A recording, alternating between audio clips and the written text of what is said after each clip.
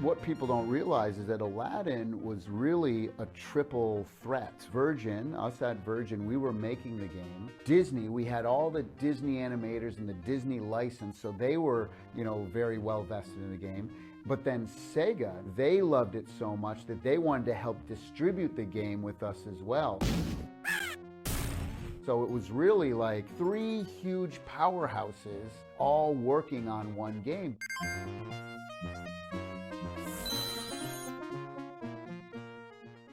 We sort of built this cool team who really cared about animation, and we made a game called Cool Spot for 7-Up. I was part of Dave Perry's team, and we were doing the Genesis SKUs of games at the time. So we had done Global Gladiators, and then we did Cool Spot, and then we started working on Jungle Book, which that was one of my favorite Disney movies of all time, so I was really excited to be doing that. So if you're from Disney and you saw how lovingly we were making Jungle Book, I think that was a surprise to them. They probably looked at that and went, okay, these are the guys. I was doing a bunch of Mowgli animation and monkeys, and we were just sort of getting into it. And then the Aladdin thing came in out of the blue. And so our team, Dave Perry and myself and our group, got pulled over to Aladdin. They already had started Aladdin with another developer, but decided to give it to us. Basically, my understanding was Disney came to Martin Alper, the president of Virgin, and says, hey, we've got this product, and the current developer is sort of failing. They brought us in, I think it was almost like 20 people maybe, with you include all the designers, and basically said, go, okay, what do we need to do? You see how the world works, it's kind of strange. You can't quite just jump to say, well, we'll just do Aladdin. You have to sort of weave your way to it. You've got proof you can do cell animation in a video game. You've got artists that clearly can do very high quality Disney animation. And then music, our music was going to win awards again. We're on a roll at that point. Aladdin was just this flow of each game we did sort of gained more and more energy and attention on our team.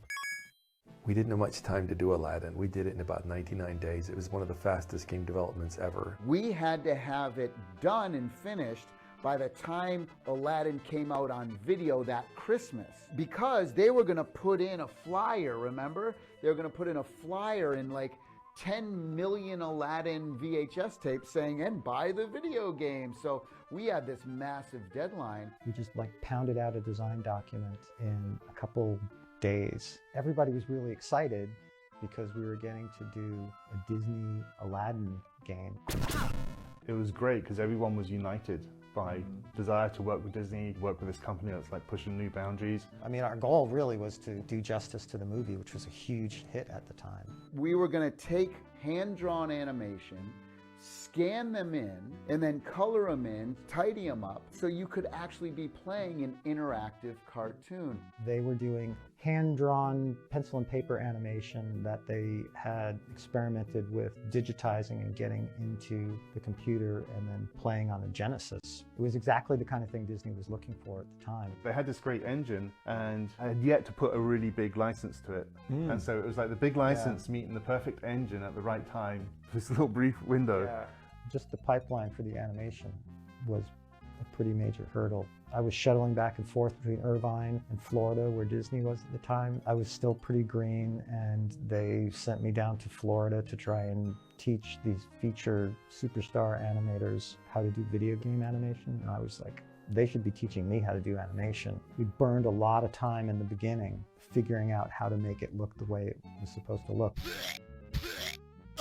I think as an artist, you always look at your work with a critical eye and you're never totally happy with it. There were a lot of people, especially at Virgin, that were losing confidence in our ability to pull it off. And so it wasn't until the stuff started coming in and looking good, and then started coming in fast enough that it was clear it was going to get done, that everybody kind of relaxed a little bit. We'd all design games and been around games, so we just started adding our own ideas, and Dave would just incorporate them. In the lamp level that you did, was that in the movie? No, that wasn't. That was one that was totally not in the movie. It was the parts. You recognize the parts in it, maybe from some of the more abstract moments in the movie. Yeah, we got the graphics were from the movie, but the actual, Aladdin's actually inside the lamp kind of thing, and he's jumping around on the genie's body, which really I don't think there was anything like that. Disney just accepted it that's necessary to make changes to make some gameplay. I mean, it looked like it belonged totally. It did, yes. because you use lots of actual genie parts, right? You have Yeah. the flicking finger, you bounced Yeah, off. and there was the big letters. I think at one point there was like big letters, like Roman numerals on columns. I think that was also. So the in imagery movie. looked very It was familiar. all from the game, Yeah. all from the That's it. movie. Yeah. I always feel, I just wish we could have more time. I like to fix the camera.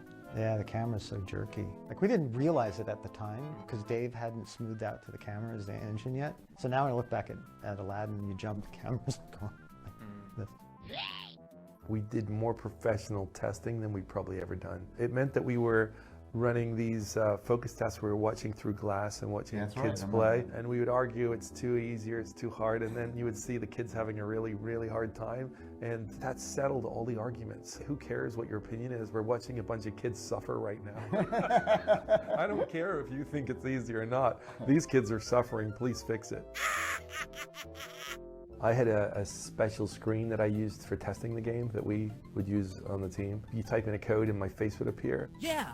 And it was just what I used to sort of really, really hack the game and play and test and jump wherever I wanted. It turned out this actually really helped for my career because, you know, people start to recognize you from the game. The code gets out. Because people find our cheat codes, they find how we've been making the game. Well, actually, I would leak them to the press, actually. Because the game was moving so fast, everyone was excited every day by what they were seeing. It was feeling good, it was looking awesome, the animation was coming in. I don't think we realized it at the time, but the fact that that group of people got along as well as they did under the amount of pressure that they were under and performed their jobs without killing each other is pretty amazing.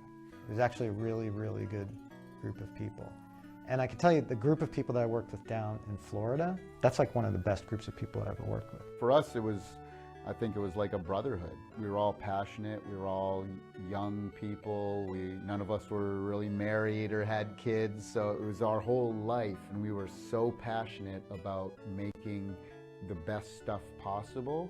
And when you have 7, 8 people all like that in a room together, it's pretty amazing, pretty magical. I think what's important on a team is that you respect the talent of the other people. Totally. Because what occurs when that happens, when an artist draws something and you're like, oh my God, it looks really good. It actually creates this, it's not just respect, but I don't know, somehow it makes you feel really good about the people you're with. And if anything, I would define it as you feel lucky to be there. You feel lucky that you're surrounded with this group of people, and then they look around and they feel the same thing. And I think ultimately you end up with this very tight team. Because of that, you know, everyone was just delivering. That really made this whole thing work well. Just remember all the people. I think it's the people that really hit me, and just the craziness of. I still work in the video game industry now, and it's very sane. But back then, it was just the Wild West. Everything was unusual, especially when they brought so many Brits over. They put us all in the same apartment complex. Oh, that's right. So it was like an oasis, right? And you just get pizza and everyone come over and eat. We'd all hang out at each other's places. In terms of how well we got along, or how, you know, the quality of that team, we went on to do other projects together and stuck together. We definitely had a good. Well, you and I, we've been working together ever since, pretty much. Pretty much, yeah. For Virgin as a company, they became a much bigger company, and they had a lot more opportunities, a lot bigger opportunities after Aladdin, because they showed what they could do. You know, they got the Lion King game, and they got some other games, and they were able to bring in more people and more talented people and do bigger projects. And I think Aladdin opened the door for them. After Aladdin, you could feel the company growing.